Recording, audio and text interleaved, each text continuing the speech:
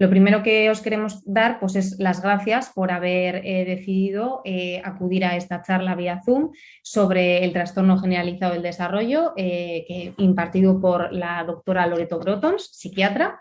¿Vale? Os comentamos que, pues lo dicho, que intentéis apagar el micrófono, ¿vale? Para que no nos interfiera ni nada, y comentaros que tenemos y vamos a grabar esta pequeña charla, ¿no? Esta charla, para luego pues que la podáis visionar en el canal de YouTube de la asociación de APS. Me voy a presentar brevemente. Mi nombre es Adriana, soy psicóloga y voy a moderar esta charla. ¿Vale? Esta charla tiene una duración aproximada de 1 hora y más o menos de media horita de preguntas. Si os agradeceríamos eso, pues que si tenéis dudas, preguntas o así, pues que las vayáis escribiendo por el chat y yo me voy a encargar un poco de recopilarlas para luego pasárselas a Loreto para que las pueda responder. Y como ya hemos dicho, pues al finalizar la charla, podéis prender otra vez el micro para realizar vuestras preguntas. ¿Vale? Antes de presentar a Loreto, lo que me gustaría es contaros un poquito brevemente, pues que APS nace de la unión de diferentes centros de salud mental privados, bueno, pues con la misión de hacer visible la psicología, la psiquiatría y la psicopedagogía.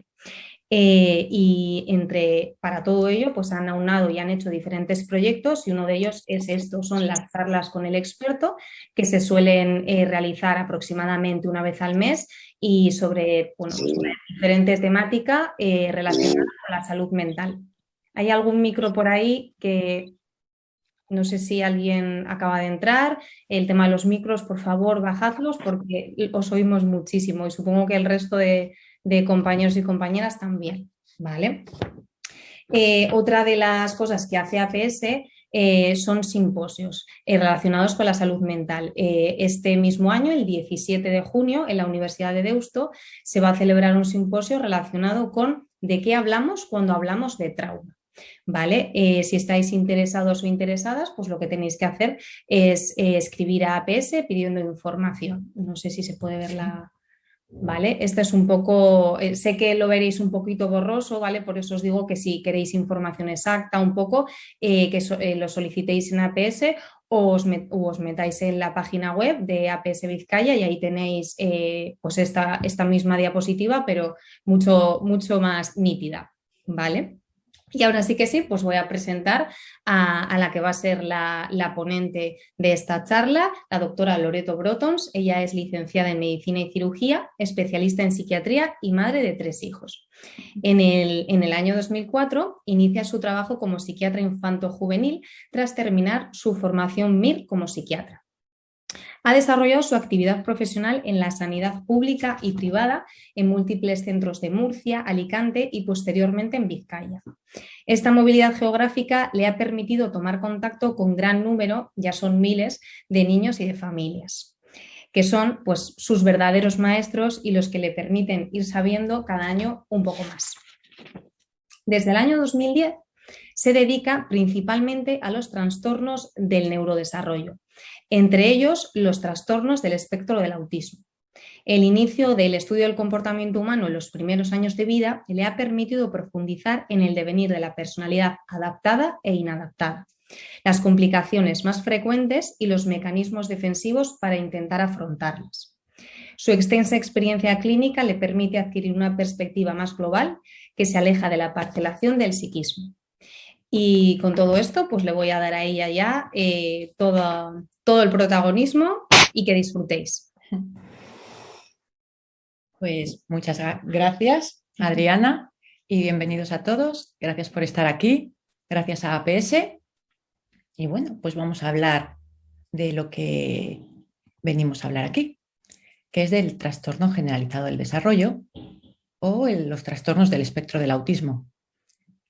He llamado a esta charla dibujando y desdibujando el espectro autista porque voy a utilizar muchos dibujos. Me he dado cuenta que en los niños, cuando espontáneamente se ponen a dibujar, pues transmiten muchísimas cosas. Y es una de las herramientas que a veces me da muchísima información. Allá vamos, ¿vale? Este dibujo es de Sara y, bueno, le dije que lo iba a utilizar en alguna charla y ella se puso muy contenta. Vale. Cuando hablamos de los trastornos generalizados del desarrollo, ya empezamos a liarnos, sobre todo para los padres que vienen a consulta, o para los profesores, o para a lo mejor gente que no está muy puesta en la materia. Y es que el problema ya empieza en el mismo nombre, que es lo mismo, son sinónimos, espectro autista, autismo, y empezamos a liarnos, ¿no? Las clasificaciones en psiquiatría. Tenemos dos clasificaciones oficiales, el DSM-5, el CIE-11 que acaba de empezar, y también en el mundo de la psicología y de la psiquiatría tenemos pues, muchas clasificaciones diferentes, que si los niños psicóticos, que si las disarmonías evolutivas, todo esto pues, genera confusión y pone pues, complicaciones a la hora de encuadrar un cuadro clínico, ¿no?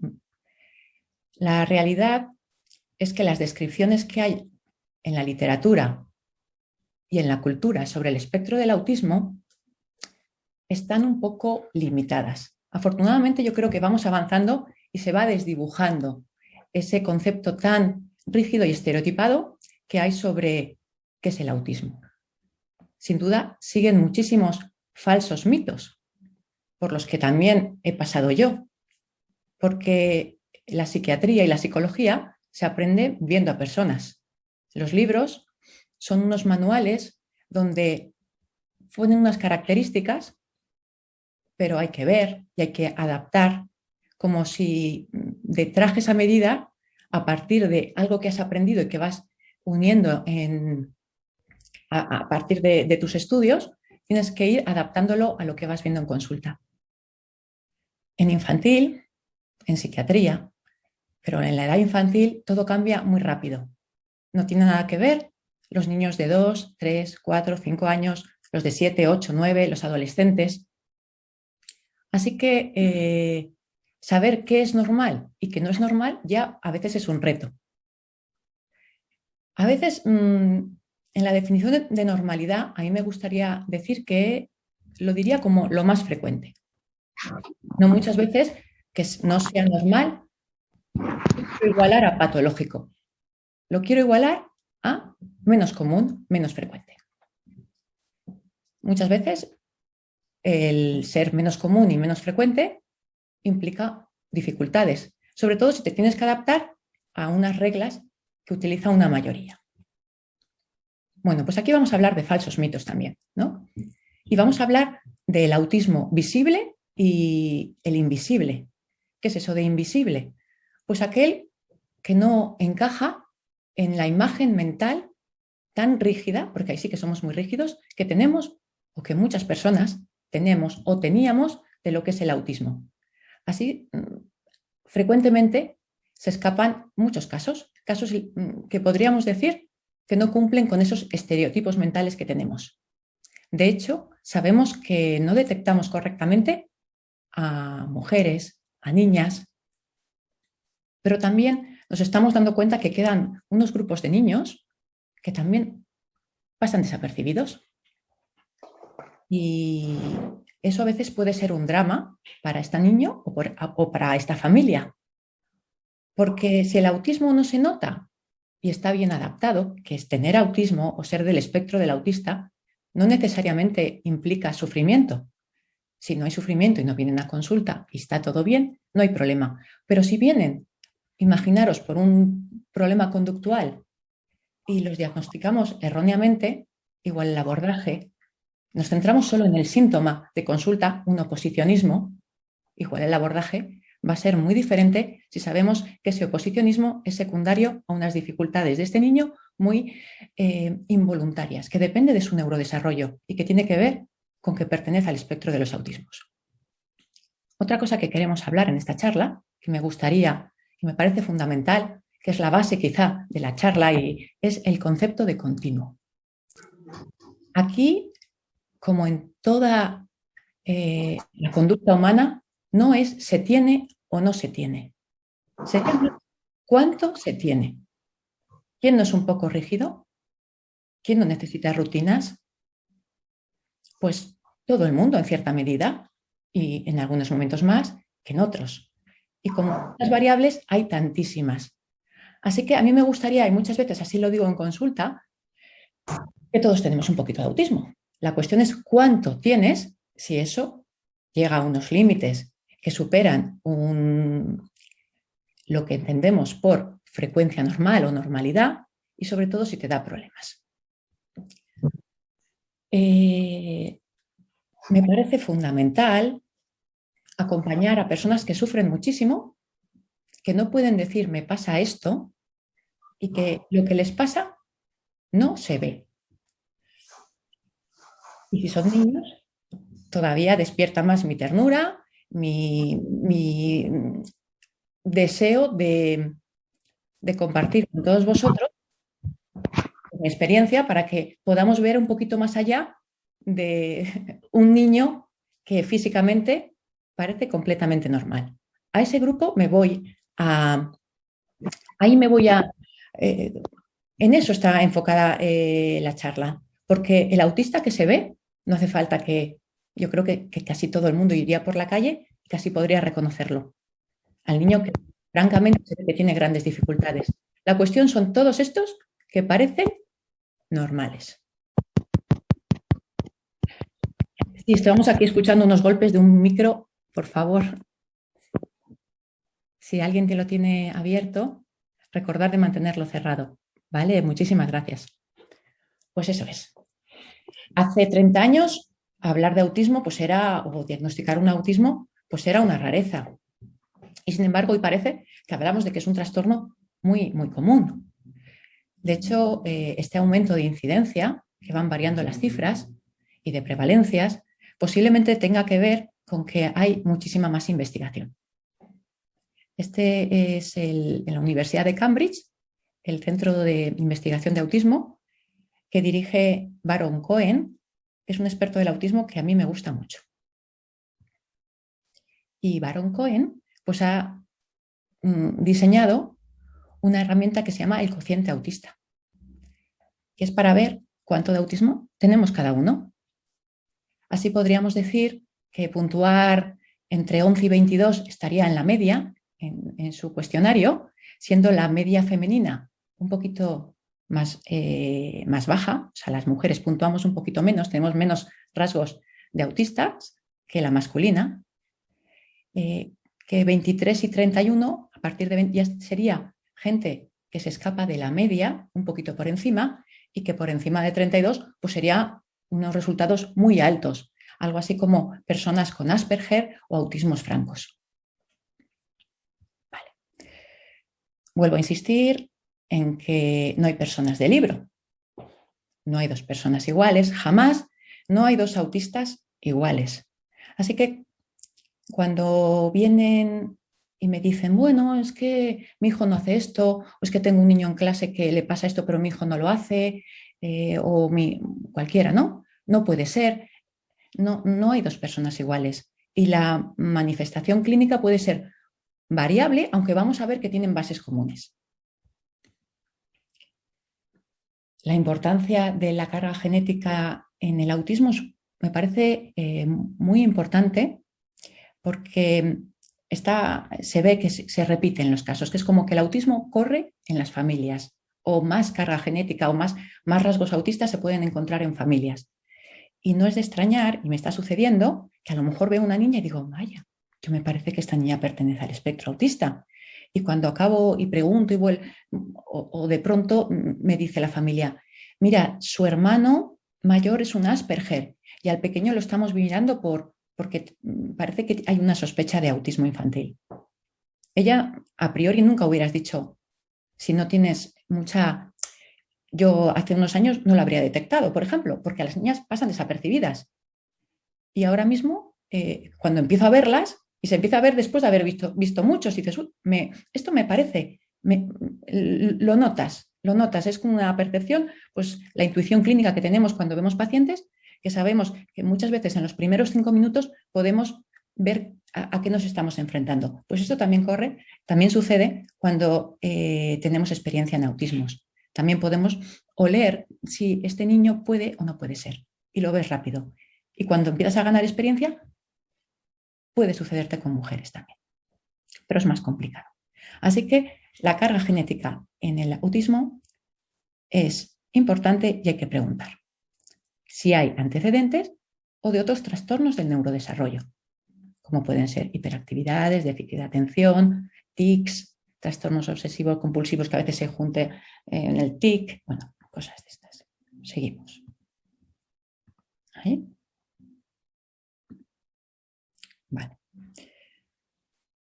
¿Cuáles son las características clínicas que vemos en las clasificaciones actuales? Pues sabemos que hay alteraciones en la comunicación, alteraciones en la socialización, búsqueda de la rutina, dificultad para los cambios, patrones de intereses excesivos y que, bueno, entre otros está el patrón sensorial y unas comorbilidades frecuentes con otros trastornos del neurodesarrollo.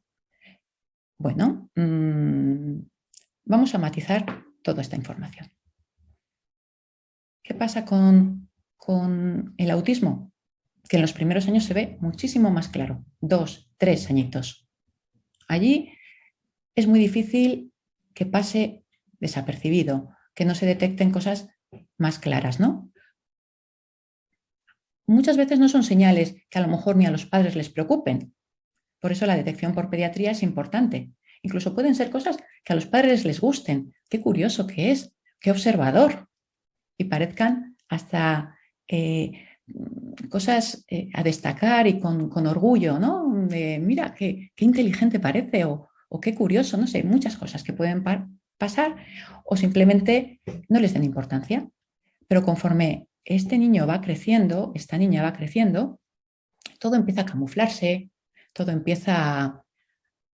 Nadie quiere ser diferente. No nos gusta ser diferentes. Nos gusta que nos acepten, que nos quieran, intentamos copiar. Y en este ir copiando, pues nos vamos transformando. Y quizá hay que ir hacia atrás, hay que buscar los primeros años. Es muy importante preguntar por los primeros años. Lo que pasa es que conforme uno se va haciendo más mayor, menos recuerdos hay de eso. Y ya no os digo nada en la edad adulta. Pero bueno, se puede ir tirando de la cuerda. Y lo de hay tan pocas mujeres, pues es una pregunta que siempre me había hecho. Lo que me he dado cuenta es que no las hay, ya empezamos a verlas, pero que los criterios diagnósticos están hechos para niños y para niños muy francos, con una clínica bastante clara. Así que las niñas pueden ir pasando desapercibidas y de pronto llegando a la adolescencia, cuando sus capacidades de compensación y los cambios en las dinámicas sociales, sobre todo cuando se producen cambios vitales importantes, como es la adolescencia y hay un componente social muy importante, pues estamos viendo que se están rompiendo muchas mujeres. Muchas de ellas pertenecen al espectro del autismo. Por supuesto que no estoy generalizando, pero yo veo muchas niñas que se detectan en la adolescencia. Muchas mujeres del espectro autista que acuden por primera vez a consulta 12, 13, 14, 15 años. Pero el tema de las mujeres daría para otras charlas. Aquí vamos a hablar un poco, unas pinceladas generales, pero que os ayuden. Preguntas típicas. ¿Es o no es TEA? ¿No? Como si esto fuera tan fácil de decir. Se puede decir, y de hecho tenemos que decir, ¿no? Hay veces que me dicen, hay que hacer un diagnóstico. Se puede hacer. Pero ¿para qué sirve el diagnóstico? El diagnóstico no puede servir solo para asustar a la familia o para... tiene que tener una finalidad. Un diagnóstico sin una explicación no tiene ninguna utilidad. Probablemente solo sirva para angustiar y agobiar. Así que yo generalmente tiendo a hacer primero una explicación, una descripción del niño y cuando me dicen, sí, ese es mi hijo. Entonces yo digo, perfecto, pues bueno, esto tiene un nombre y ahí empezamos a hablar. Esto podría englobarse en el espectro de los autismos. Si empezáramos al revés, yo creo que, como es habitual, todos se asustarían, taparían las orejas y no habría ningún tipo de colaboración. Se sentirían más atacados que entendidos. Así que cómo comunicar el diagnóstico, cuándo hacerlo, para qué se hace y eso no es, yo generalmente intento decir, si para mí pertenece tu hijo, tu hija, este niño, al espectro de los autismos, la cuestión es cuánto tiene, ¿no? Y últimamente intento como hacer como aproximaciones. Si es muy marcado, pues a lo mejor digo, pues es que el tuyo es un autismo franco de libro o muy grave con retraso mental, pues uno de cada 10.000. Pero si en cambio veo que es un niño bastante adaptado, bastante funcional, pues a lo mejor pues el tuyo puede ser. Intento así como moverme, uno de cada 80, uno de cada 100. Voy como alejándome en las probabilidades para marcar la intensidad o dónde meterlo dentro de esta gama que va desde el autismo más defectual hasta personas que pueden pasar bastante desapercibidas. Un experimento. También intento explicarlo así. Vamos a ver, ponemos a un niño de 5, de 4, de 3 años en la puerta de una habitación y le decimos, mira adentro, y le damos muy poco tiempo para mirar, unos segundos. Después le preguntamos, ¿qué has visto? La mayoría de los niños, cuando se asomen, su cerebro se va a orientar espontáneamente hacia lo que está preparado este cerebro para orientarse y se va a fijar en la cara de estos 3 niños que vemos aquí. No se va a fijar ni en las zapatillas, ni se va a fijar en la ropa, en la cara. Y en esos 3 segundos esa va a ser la información que va a llegar a su cerebro. La mezclará y dirá, quiero volver, se lo estaban pasando bien, o yo ahí no me meto. Tenían cara de enfadados. ¿Qué pasa con niños del espectro de los autismos que son, por definición, muchas veces más sensoriales? Pues que su cerebro se va a meter a explorar otras cosas y se va a orientar hacia otros aspectos. Y cuando se pasen los 3 segundos y le preguntes, pues igual te dicen que se han fijado que había un enchufe con 3 colores muy interesante en una esquina. Si les hubiéramos dejado más tiempo, probablemente irían captando más información, pero cuando el tiempo es limitado, su cerebro se orienta y filtra un determinado número de estímulos. Y esos son los que se analizan. Por supuesto que las respuestas entre lo que analizas, pues claro, va a ser diferente lo que va a hacer cada cerebro en función de la información hacia la cual se oriente. Hace unos años me interesé por la electroencefalografía cuantitativa y por el estudio con potenciales evocados y las respuestas cerebrales. Me pareció interesantísimo. Y de ahí pues, pude aprender que cuando recibimos un estímulo se van produciendo unos batidos neuronales que se registran en el electroencefalograma y que coinciden con determinados procesos que hace nuestro cerebro en microsegundos, ¿vale?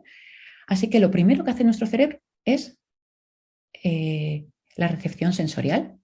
Luego se orienta hacia el estímulo, luego integra lo que ha recibido y se prepara para hacer una respuesta. Sí, claro, es normal. Recibo, me oriento, integro esa información que estoy recibiendo y respondo en función de esto.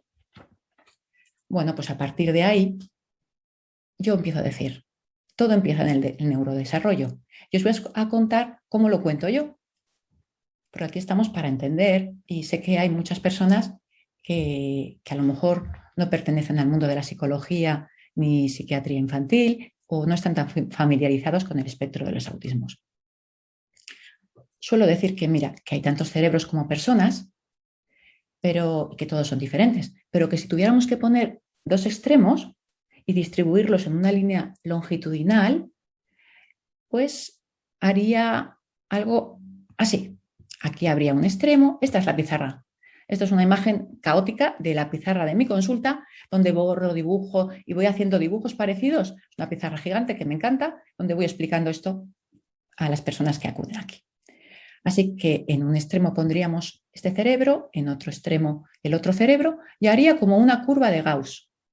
¿Qué quiere decir? Que en este extremo habría muy poca gente, que iría subiendo la frecuencia, que aquí estaría la mayoría de las personas, que otra vez bajaría.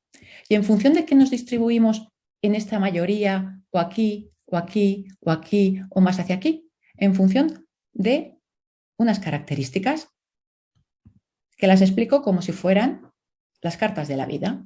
Y le he hecho unos dibujitos y las saco. Aclaro que no voy a echar las cartas, porque algunos ha dicho, pero ¿qué saca? Esta mujer me saca unas cartas aquí. Digo, no te las voy a echar, es solo para pues hacerlo un poco más didáctico. Es algo así como que, así lo cuento yo, que todos al nacer jugamos todos con los mismos mazos, pero de cada mazo recibimos un número de carta. Así que todos nos parecemos, pero a la vez nos diferenciamos en función de las cartas que que vamos recibiendo. La mayoría de las personas reciben unas cartas medias. Pero ¿qué pasa si tú recibes unas cartas extremas? Vamos allá.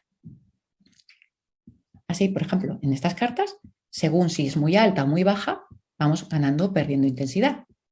Y luego, claro, todo esto se va mezclando y va generando mil, o sea, una infinitud increíble de manifestaciones clínicas y de fenotipos. Vamos a ver. Aquí serían las cartas de recepción e integración de información. Luego todo esto tendría una repercusión emocional y después pasaríamos a un control ejecutivo. Estas son otras cartas que voy explicando, pero no tienen nada que ver con lo que hoy vamos a hablar. Hoy nos vamos a centrar en estas. Vamos. ¿Quién ha dicho que los autistas no tienen emociones o que tienen unas emociones frías o que están muy distanciados de las emociones? Bueno, pues esto es una mujer con autismo de 25 años. Y es verdad que cuando hablas con ella, la sensación es que cuenta las cosas con mucho distanciamiento y con mucha frialdad emocional, como si lo que te contara no fuera cierto. Como que esa tristeza que dice a mí no me resuena. Pero he aprendido que sí que es real, que hay que creérsela, que es tal cual. Y en los dibujos manifiestan muchísima expresión emocional.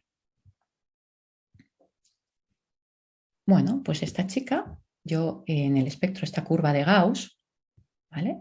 Que aquí he puesto en frecuencia de personas, por aquí abajo he puesto en CI. Aquí estarían los retrasos, la gente más inteligente y otra vez hacia menos inteligencia. ¿Qué pasa? Que aquí nos encontramos con un grupo de personas muy inteligentes. Eso no quiere decir que les vaya bien en los estudios, pero que tú percibes que tienen una inteligencia superior, que tienen unos análisis de situaciones increíbles. Pues aquí está esta chica. Ahora mismo pues está terminando psicología. Bueno, primera carta, primer mazo, el mazo de la sensorialidad. Ya hemos visto en el dibujo este del QEG, ¿no? Del funcionamiento por potenciales evocados, como el primer batido, el primer registro es la información sensorial. Lo he representado como una copa, como si recibiera cosas. Y aquí encontramos hipersensorialidades o hiposensorialidades. Y hay que buscarlas. No es fácil, nadie te lo va a decir. Y en algunos casos puede que no las encuentres.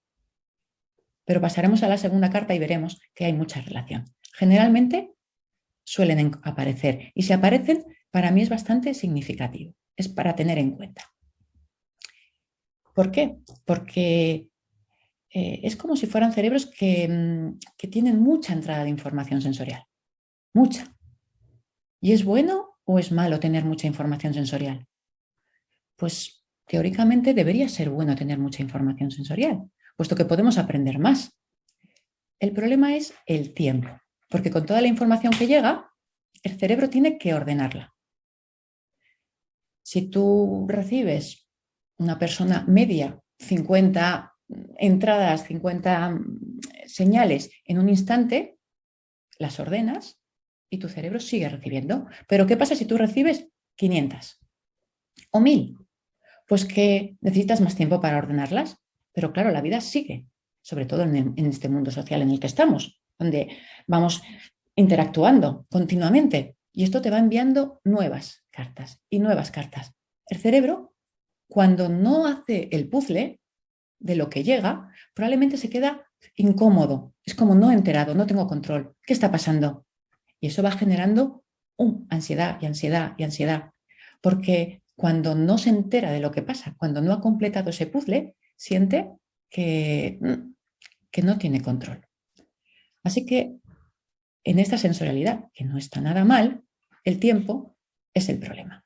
Y en esta sociedad todo pasa rápido. Muy bien. Así que encontramos en los dibujos cómo manifiestan características sensoriales, pues eso, matices de colores, pues cómo dibujan, por ejemplo, la luz, o cómo pueden contarte que la profesora chilla, pero es que dibujan el sonido. Y está muy bien preguntarles si les molestan sonidos, olores, texturas, calcetines, etiquetas, la arena de la playa, las olas pasando por debajo, 1000 cosas, porque a veces es que no le dan ni importancia, aunque hay muchos niños de estos, sí que directamente te dicen muchísimo, es tremendamente sensorial. Pero hay que buscar a veces, sobre todo en los cuadros menos intensos. Seguimos con la sensorialidad. Mirar cómo este niño solo me dibuja el volumen.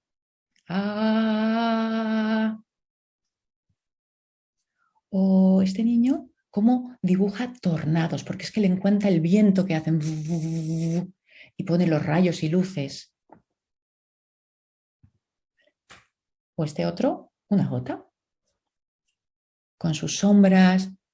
Bueno, también de sensorialidad. Esto se refiere a cómo algunos eso no quieren que les toquen o les molestan, van en chándal, les molesta que se le caiga de la cintura, les molesta el roce de 1000 cosas, son maniáticos con botones que les aprietan.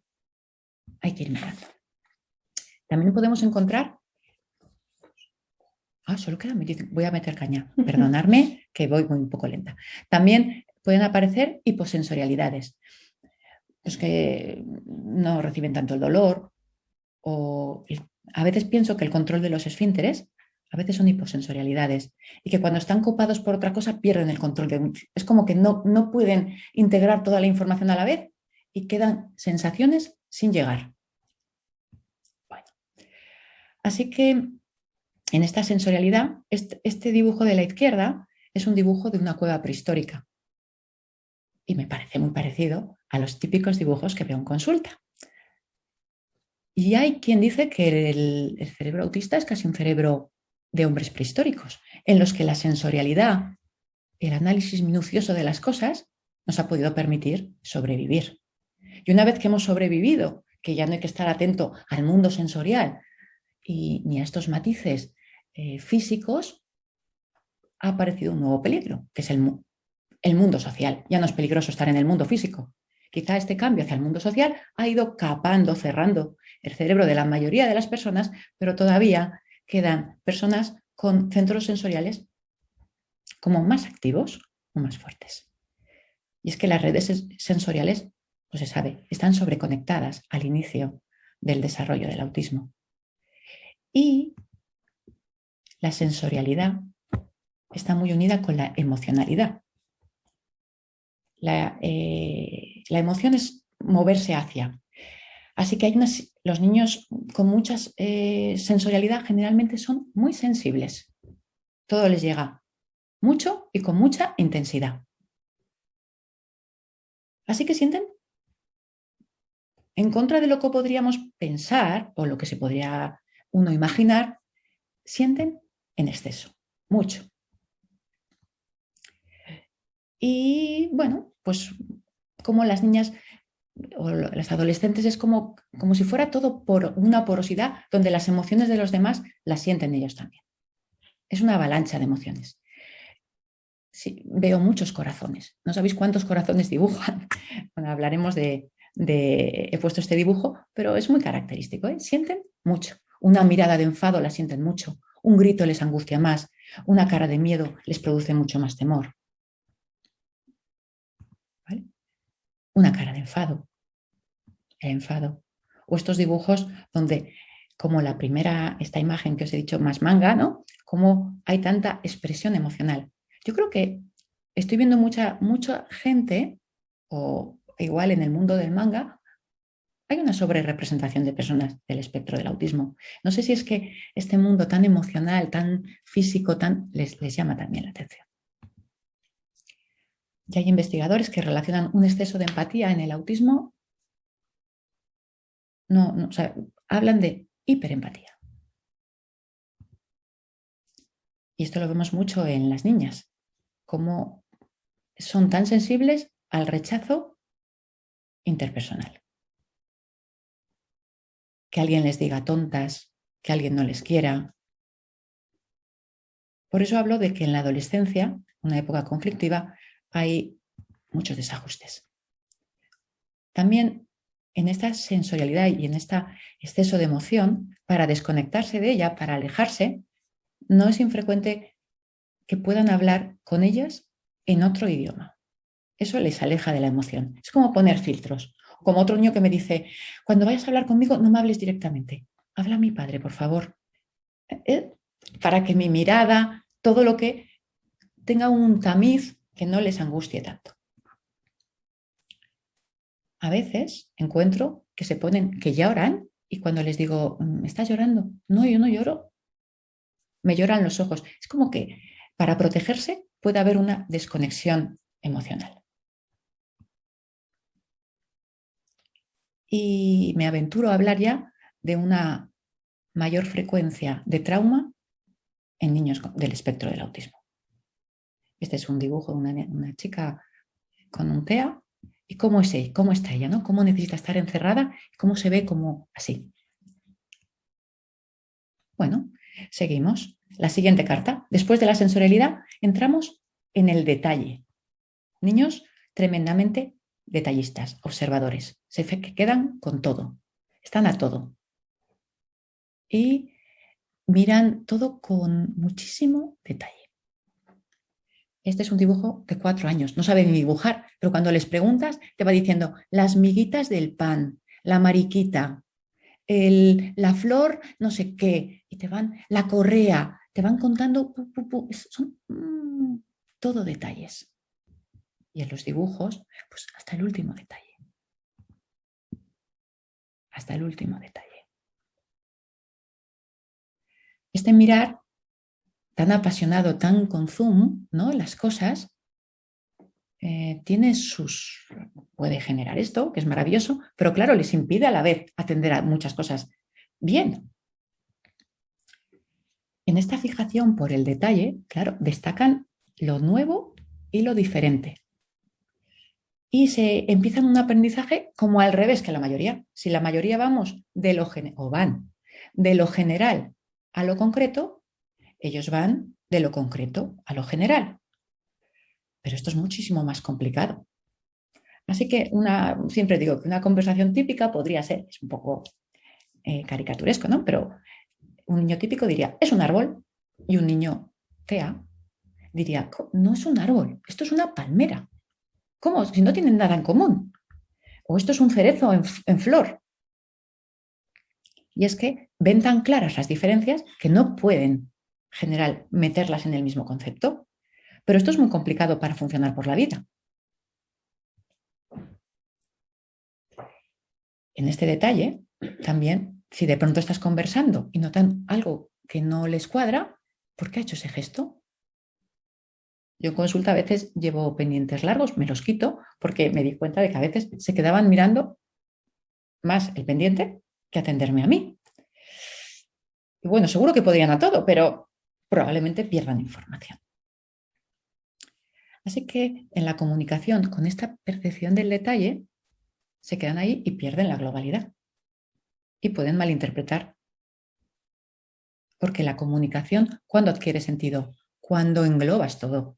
Pero si te quedas con partes, empieza la literalidad y empiezas a perder, claro, el sentido de lo que esa frase, en ese contexto, en ese momento, con esos gestos, quería decir.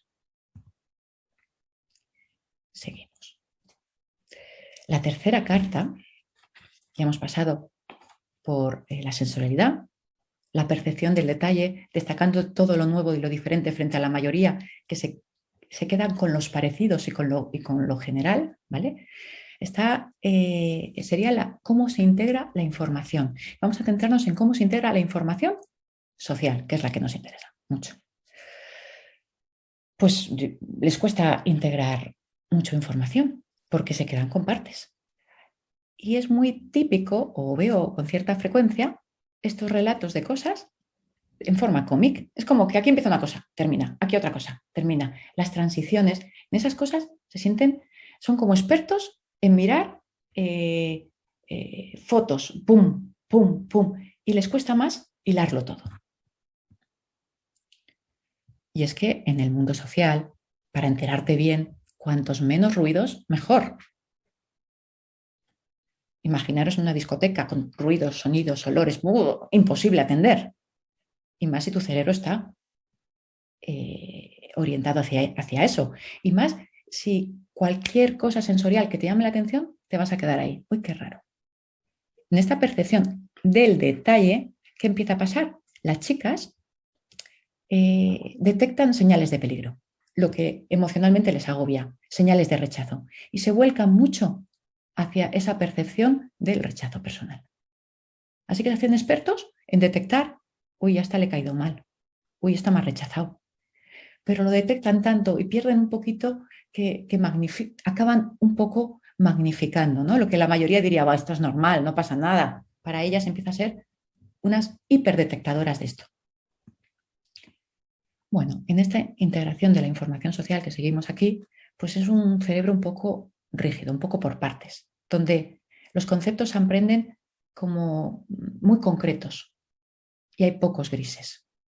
Así que los conceptos de amistad, los conceptos de bueno, malo, eso de poder meter en una persona todo y entender que nos podemos ir moviendo, no les va nada bien.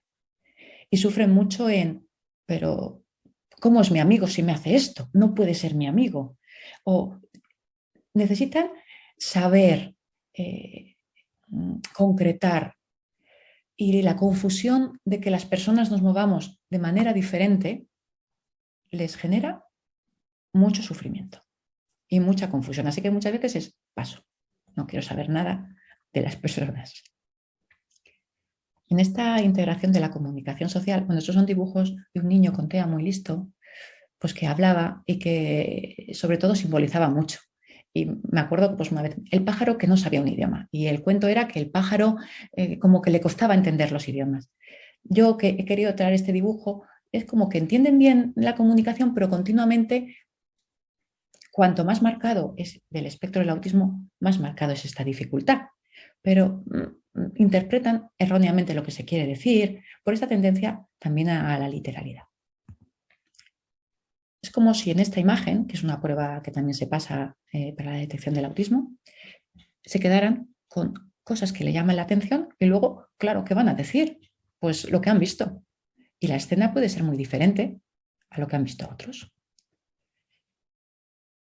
Esta tendencia al blanco, al negro, integrar información por partes. Te pueden decir horroroso pero precioso. Extremos. Y es que este es el mundo que les gusta, el de las reglas, el de saber qué va a pasar, lo que es predecible. Si esto más esto, que sea esto. Y que siempre sea esto.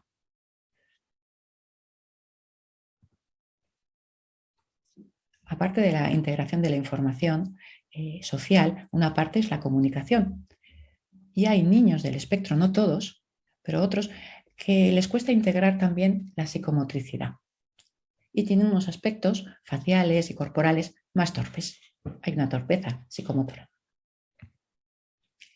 Vamos a seguir integrando información. ¿Qué pasa con la identidad? Pues que se ven también por partes. Están como muy escindidos. Soy así, a ratos. Todos somos un poco... no somos iguales, nos comportamos muchas veces, con esta persona me comporto más así, con esta persona tengo este rol, cuando soy médico soy así, cuando soy nieta soy así. Pero tenemos un concepto de self, ¿no? Y somos nosotros que nos vamos moviendo con comodidad en todos estos papeles. Pero estos chicos es como ahora me voy a comportar y buscan patrones a los que copiar. Y eso genera a veces mucha confusión y sobre todo mucho riesgo de rupturas, de disociaciones a nivel de evolutivos. Aquí vemos este niño como es mitad él y mitad otro amigo, o mitad él y mitad el profesor. La última carta, después de la integración, sería la carta de la inflexibilidad, la necesidad de control, la rutina, el conocer por anticipado. Y no siempre es la rutina como la entendemos, tenemos que explorar, ¿no?, esa inflexibilidad. Y hay muchos matices. Pero sería como en un cerebro con tanto tráfico mental, porque reciben tanta información cada segundo, es incómodo ir. No es fácil, es cansado. Así que cuando tú vas en un carril, imagínate, de 20 carriles llenos de tráfico, por lo menos pides ir siempre por el mismo recorrido, porque por lo menos lo controlas. Y si te van a cambiar de recorrido, por favor, que te den pautas antes, que te digan lo que vas a hacer. Porque si lo trasladamos a este ejemplo de tráfico, pues yo me cogería el Google Maps, enviaría mi ruta anticipadamente y diría, vale, ya sé cómo tengo que ir, va a haber una curva, que va a haber un... Pero ¿qué pasa si de pronto hay un imprevisto? Y si me encuentro con carretera en obras, todo a todo meter, con este tráfico que yo siento que no tengo el control. Qué miedo, qué susto. Así que necesita control, la rutina, lo predecible, saber lo que va a pasar. Y hoy justo en consulta pues tenía una niña que a todo dice, no, vamos a ver, no, vámonos a Disney World, no, vámonos, no, todo es un no de primero porque no quiere cambios, ella solo quiere ir a su ritmo. ¿Qué pasa si percibimos esto como menuda niña, qué oposicionismo tiene, qué terca que es, lo que hay que es meterle caña? Pues no creo que estemos haciendo nada bien si no entendemos de dónde viene esta necesidad de control, que viene de una angustia desbordada, porque el cerebro le dice, no controlo nada, qué miedo tengo. Muy típico, dibujo libre, que dibujen números. Eso está bien, no me voy a equivocar. El 1 siempre es 1, el 2 es 2. No me voy a equivocar nunca. O dibujen letras, dibujo espontáneo, números, letras. Seguro que esta mujer va a estar muy contenta conmigo porque estoy haciendo algo bien, porque no saben que está bien, que está mal. Buscan cosas que sepan que están bien hechas. En esta necesidad de control, nuestro cerebro puede volverse un poco obsesivo. Bien, en cierta manera, control. Es mucho mejor esto que encontrarnos esto aquí al lado. Muchos datos y no control. Así que los mecanismos obsesivos tienen su finalidad. Lo que pasa es que cuando son excesivos hay que calmarlos. Pero a priori me tranquiliza mucho más encontrar esto que esto de la derecha. Repetir cosas.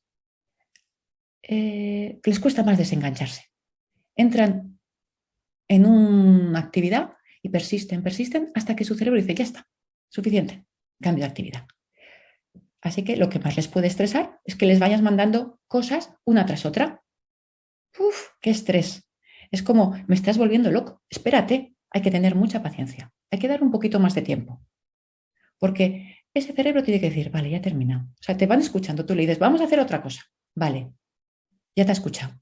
Ahora solo tiene que su cerebro decir, termino de hacer esto. Ya estoy bien. Venga, voy a hacer lo otro. Si presionamos, no control, angustia, miedo. Aquí vamos a tener problemas. Y en esta sensación y necesidad de control, qué mejor que investigar. Les gusta mucho aprender, pero son niños muy emocionales. Se mueven por lo que les gusta. Y les gustan cosas que tienen como sus procesos, sus mecanismos, que son lógicos, que tienen sus estructuras. Y además, no es que les gusta ir a clases de les gusta ir a clases de ferrocarriles, por ejemplo. Les gustará investigar a su ritmo, de manera muy autodidacta. En esta necesidad de control, números, me ha gustado mucho y me ha sorprendido mucho. Es algo que recientemente digo yo, arcoíris positivo. ¿Qué es arcoíris positivo? Pues que veía que muchas niñas me dibujaban arcoíris, igual que los niños números o letras, y también números y letras niñas, arcoíris. Y después de muchos arcoíris, pues yo acumulaba arcoíris. Curioso, igual que corazones. Y hace 2 semanas, dije, ay, ¿cómo es un arcoíris? Espérate, que voy a buscar un arcoíris. Ostras, si es exactamente igual. O sea, no es que hagan un arcoíris poniendo al azar los colores, no, hacen el arcoíris con los colores completamente en orden. Y empezó a preguntar cuántas personas se saben los colores del arco iris. Les aseguro que por la estadística que estoy llevando, muchos más espectro autista que se saben que normales. Bueno, en esta necesidad de control, de conocer por anticipado, de confusión ante el mundo, de cómo comportarse, de qué es correcto, de qué no es correcto, de por qué la gente es esto, pues muchas veces dicen, es que necesito un guión. Y el guión, cuando estás en etapas escolares, es más fácil de guiar, es más fácil de llevar. ¿Qué pasa en la adolescencia? No hay guión. Aquí tengo un niño, ahora tiene 13 años, que hasta entonces había sido mago en los recreos o payaso. Ha llegado a la adolescencia y claro, ¿quién le va a soportar como mago o payaso? Ya no sé, ya. Y otra época fue vigilante de seguridad en el cole. Él es muy simpático, es muy divertido, entonces llevaba de calle a uno o dos y así se ha pasado hasta que ha cumplido 12 años y de pronto no le vale esto. Pues ha entrado con casi un cuadro psicótico de angustia, porque es que no sabe ahora qué hacer y cómo se tiene que comportar. O en esa necesidad de saber cómo ser, se fusionan, se copian a otra persona y sienten obsesión por alguien. Bueno, esta es una niña que me hablaba de otra amiga, Isenia, que aparecía en todos los dibujos y que se comparte. ¿Ves? Ve aquí aparecen los números, las rayas, los dibujos repetitivos, el control, los detalles, o los colores. ¿Cuántas niñas en consulto se ponen a dibujarme colores? No solo me dibujan colores, me preguntan los colores, porque así dirigen ellas. ¿Sabes cómo se convierten? Aquí no vas a hacer tú lo que te dé la gana, Loreto, espérate. ¿De qué color es esto? Y yo digo, azul. Se lo pasan en grande, porque ya han perdido la ansiedad. Aquí controlo yo. ¿Vale? Y volvemos a los.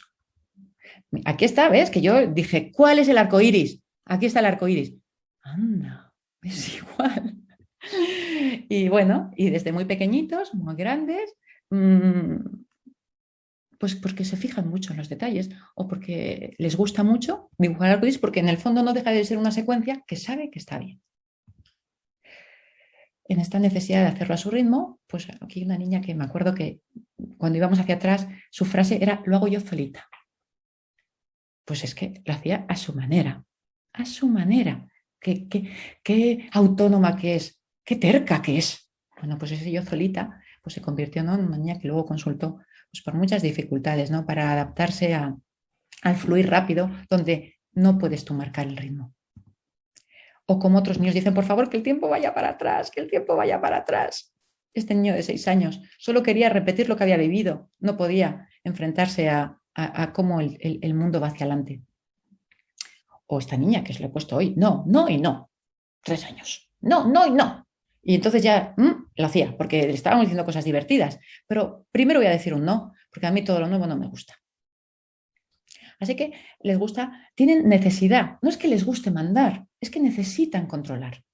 Y no necesitan controlar para decir yo mando y tú te sometes. Necesitan controlar porque su cerebro sí está tranquilo, porque tiene un orden, porque va al ritmo que pueden ellos ir asumiendo.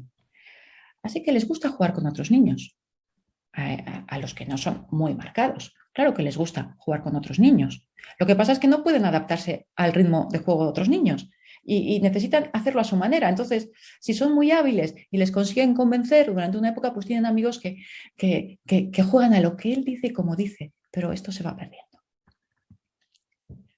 Otra niña, ¿no?, que me decía, yo es que no soporto ni la incertidumbre de cómo acaba una película. Por favor, cuéntame, no me importan los spoilers, yo necesito saberlo de anticipado.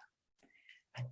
Con todo esto, pues muchas veces dicen, no es que no quieran estar con gente, es que la gente les aturde, les genera muchísima ansiedad, va demasiado rápido todo. Y lo que hacen es pues estar aislados en su mundo imaginario, con sus amigos imaginarios, con lo que pueden hacer para jugar y hacerlo al ritmo que ellos pueden hacer. Porque si no hay control, si todo es así de desbordante, pues aparece la ansiedad. Y muchos conviven con la ansiedad y me dicen, pero alguna me dijo, no me quites la ansiedad. Sé que es un monstruo, pero es que está con ella desde que recuerdo. ¿Quién voy a ser yo si no tengo ansiedad? Bueno, pues muchas veces con tratamiento, pues esta ansiedad baja. Así que en estas cartas, ¿verdad? Las cartas más altas, el autismo franco, el del libro con retraso, sería pues una sensorialidad muy altísima, un detalle altísimo, una integración social bajísima, una necesidad de control altísima. Mientras que la mayoría de la población pues tendría sensorialidad media, 5, detalle medio, normal, no mucho, integración social alta, 8, 9, 10 y necesidad de control y rutinas pues media. Nos vamos moviendo, van subiendo las cartas, hasta que llega un momento donde la curva, ¿verdad? De bajo, bajo, alta, bajo, se convierte, empieza a ser al revés. Alta, alta, baja, alta. Y ahí es cuando pasamos, diríamos que pasamos. Si nos mantenemos por aquí, en los límites, podemos encontrar, aquí está gente muy lista, de verdad, con una capacidad perceptiva de análisis muy juiciosa, a lo mejor muy torpe socialmente. Pero mientras no saltes, yo creo que ahí está el límite, cuando se pierde esta bajo, bajo, alto, bajo. Y empezamos a alto, alto, bajo, alto. Sobre todo cuando aparece ese cambio de curvatura y hay problemas y genera sufrimiento. Si no, pues no. Así, ¿cuáles serían las señales de camufladas, ¿no? Pues yo buscaría siempre por mucha hipersensorialidad, pero hay que buscarla. Si pues ves que entra a la consulta y que miran a través de rendijas, que se suben mucho a cosas y se suben pues para mirar desde diferentes perspectivas, que van ya en consulta y empiezan a observar todo y van mirando todo. Los niños muy inquietos, muy inquietos, porque todos son sensaciones y todo les mueve. Son muy sensoriales y muy emocionales y se mueven, no paran. Muy observadores, eso de, este se queda con todo, está todo, tiene 10 antenas puestas a la vez, aunque parezca que no te está mirando. Las emociones muy intensas, rabietas, muy sensibles de muy niños. Todos estos son señales como, vamos a investigar un poquito más, a ver cómo están sus cartas, ¿no? La resistencia a los cambios, ansiedad frente a los cambios, rabietas con imprevistos. La tendencia a esta imitación brutal, ¿no? Un poco excesiva. La terquedad muy llamativa, este negativismo. Y son las mentes, muchas veces, un buen grupo de ellos, más dispersas, porque se van. Lo que pasa es que si son muy listos, aunque se van a sus mundos, pueden ir funcionando y camuflándose a nivel de aprendizaje. Bueno, estas son las cartas que analizamos para ver del TEA o TGD, pero si esto está con el sistema emocional razonable, no hace sufrimiento, hay una regulación de sistemas, el sistema emocional, el sistema más ejecutivo y todo esto, o sea, como que la personalidad a su manera, este ecosistema, como podríamos decir, está compensado y funciona bien, pues no tiene, está bien, no hay que hacer nada. Y muchas veces funciona bien en función, cuando son cartas muy llamativas ya empieza a haber problemas, ¿no? Para adaptarse a cualquier estilo de vida. Pero generalmente, para muchos niños lo que les enferma es la vida a la que como está planteado el mundo actual y cada vez más. Bueno, diría que un desarrollo atípico no implica patología, que todo depende de la adaptación y la funcionalidad en el entorno. Como la Torre de Pisa, qué bonita que es. Si esto se mantiene y se sostiene, quizá lo que tenemos es que apostar por sus potencialidades y no intentar enderezar esta torre, que no hay que enderezarla, porque igual al enderezarla la rompemos y además destruimos su belleza, ¿no? Y su particularidad. Pues para acabar, mira, 12 años iniciándose en la pintura, niña con espectro autista. ¡Qué barbaridad! Detalle al máximo. Niño que de pronto me dice, primero sensorialidad, detalle, niño que me dice, ¿qué has dibujado? Pues animalitos, el tronco, el cocodrilo en el río, todos los matices de un río. O esta necesidad de control y de contar las cosas como por partes. Por supuesto, el control del arco iris. Y bueno, pues una frase, ¿no? que ya un paciente adulto que yendo hacia atrás dice, cuando me lo dijeron, no veo muy bien todo porque tengo aquí las caras, ¿no? Pero un poco como es lo importante que cuando me lo dijeron no fue más que un nombre. Cuando me lo explicaron, me di cuenta que muchas de las cosas que me han pasado tienen una explicación y que no es su culpa. O sea, no es que sea torpe, ni es que sea tonto, ni es que sea tantas cosas que vago, ni es que sea insensible, ni tantas cosas que encima les culpabilizamos por ello. En el plano social, que es lo que me cuesta, tengo la mente muy literal. Esto es como es una transcripción de lo que me dijo, que tome nota, ¿eh? Y hay que navegar en un mundo que no es literal. Hay poca empatía y desconocimiento. Los que somos pocos empáticos somos los demás, o son los demás. No te tienen que poner una alfombra roja, pero a diferencia de la mayoría que nace con el mismo patrón o esquema de habilidades y es capaz de desenvolverse en un mundo que va a una velocidad muy rápida, lo de la velocidad, hay gente como yo que necesita ayuda para adaptarse. Así que se trata de eso, de conocer, para entender, para tolerar y para ver conductas de una manera diferente. Y esto es lo que os quería contar. ¿Estamos en tiempo? Sí, para hacer preguntas. Bueno, simplemente eso, me acerco, supongo que me veréis. Bueno, pues oye, muchas gracias a Loreto. Supongo que si tenéis alguna pregunta o algo así, ahora sí que podéis ir abriendo los micros. Al ser posible eso uno por uno, más o menos si puede ser. ¿Vale? Yo voy a empezar con una pregunta que han escrito por el chat. De acuerdo, lo primero que han dicho es hola Loreto, muchas gracias antes de nada por la ponencia. Quería comentarte, pues eso, que trabajo con una persona con personas con TEA y que llevo tiempo escuchando que el síndrome de Asperger se ha discernido y ya no es considerado autismo como tal. ¿Sabes si esa diferenciación aparece en el DSM más reciente? Muchas gracias. Así que Loreto. Muy bien, se llama ECAIDS, ¿no? ECAIDS. Bueno, no, lo que ha hecho los nuevos, tanto el CIE 10 como el CIE 11 como el DSM-5, lo que hacen es que desaparezca el nombre de síndrome de Asperger y incluirlo todo en el espectro de los autismos. Es como, forma parte del espectro de los autismos. Ha desaparecido ese nombre y es como un subtipo de autismo probablemente con más capacidades que otros, con más capacidades adaptativas, ¿vale? Lo que han intentado es marcar más el concepto de gama y no de parcelar. Pero sí, no es que haya desaparecido, que se haya, bueno, sí, ya no se va a reconocer oficialmente en el DSM-5 y en el CIE 11. Es esta la finalidad, englobar todo bajo el mismo paraguas, bajo el mismo nombre. Y que no autismo sea solo enfocado a lo que entendíamos antes por autismo. Volvemos a decir, el autismo es un espectro muy amplio y uno de ellos siempre ha sido lo que conocíamos por Asperger, pero ahora se va a mezclar todo mucho más, no es tan marcado nada y es más una gama.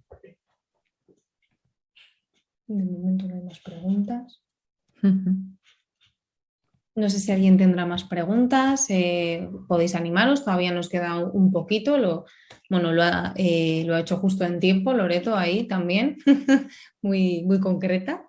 Así que si tenéis alguna pregunta, alguna duda de algo que no haya podido quedar claro, algo que queráis que vuelva a explicar o que explique con más detalle, pues todavía tenemos unos cuantos minutos, así que no os cortéis.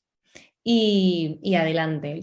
Puede ser por chat o puede ser a través de, pues eso, de la pantalla con el micro abierto sin problema. Quería añadir que conocer esto nos puede permitir pensar en la inflexibilidad de tantas personas, porque todos somos parecidos, y en entender el funcionamiento en general de la gente, porque a veces se comportan así, porque bueno, yo creo que desde el autismo enseña mucho de todo, de la normalidad. Es como, bueno, es irse a un extremo y entonces ir viendo cómo eso va quedando en gente normal, que también tiene esas cartas, pero menos altas, mucho menos altas.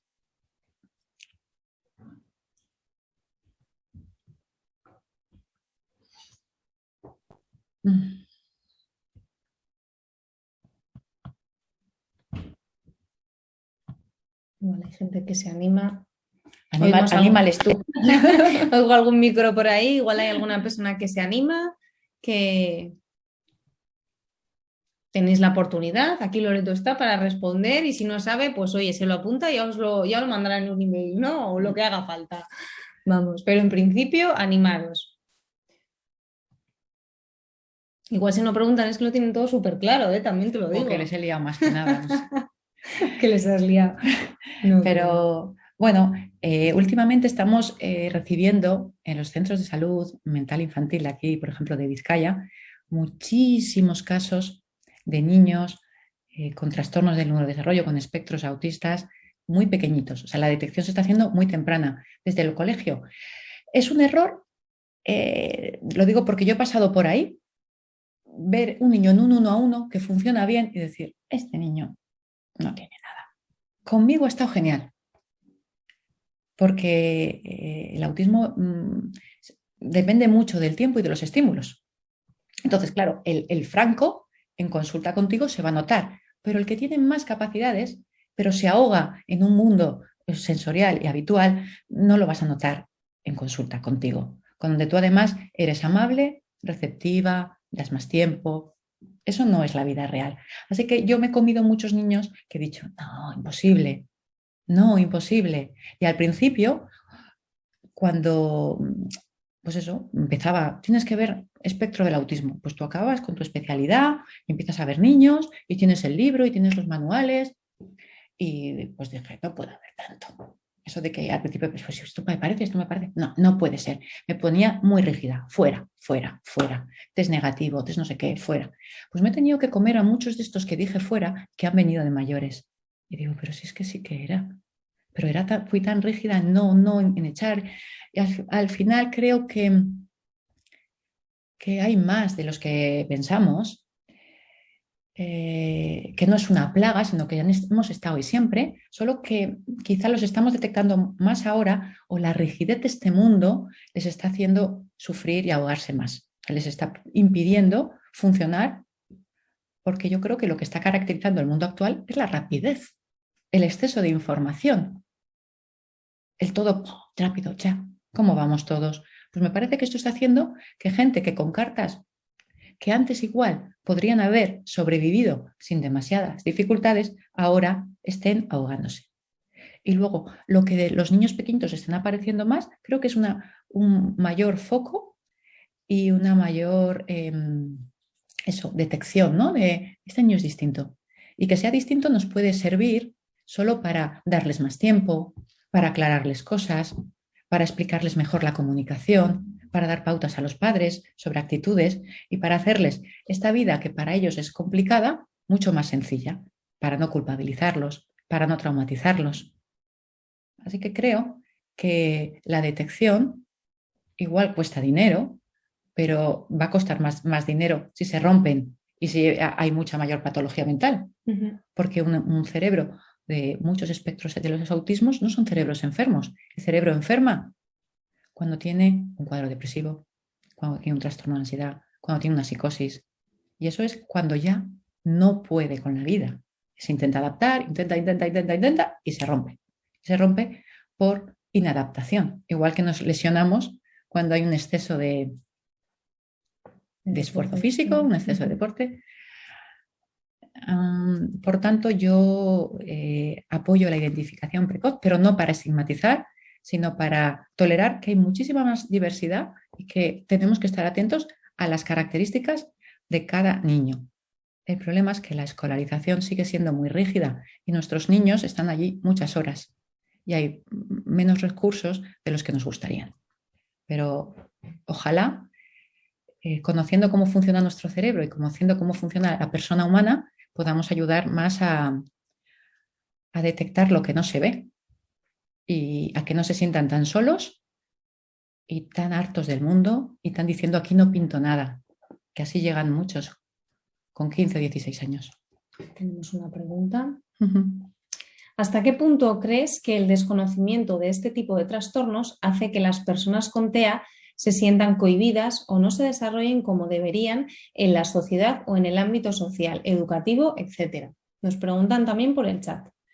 entiendo que es hasta qué puntos crees que el desconocimiento, o sea, las personas se sientan, sí, por supuesto que se sienten muy cohibidas y no se desarrollan como deberían. Está el fenómeno este que hablan en mujeres mucho del masking, que es yo me convierto en otro, me pongo el chubasquero y parezco que vivo feliz, pero estoy fatal, no me desarrollo como soy, no me respetan, yo soy muy sensible.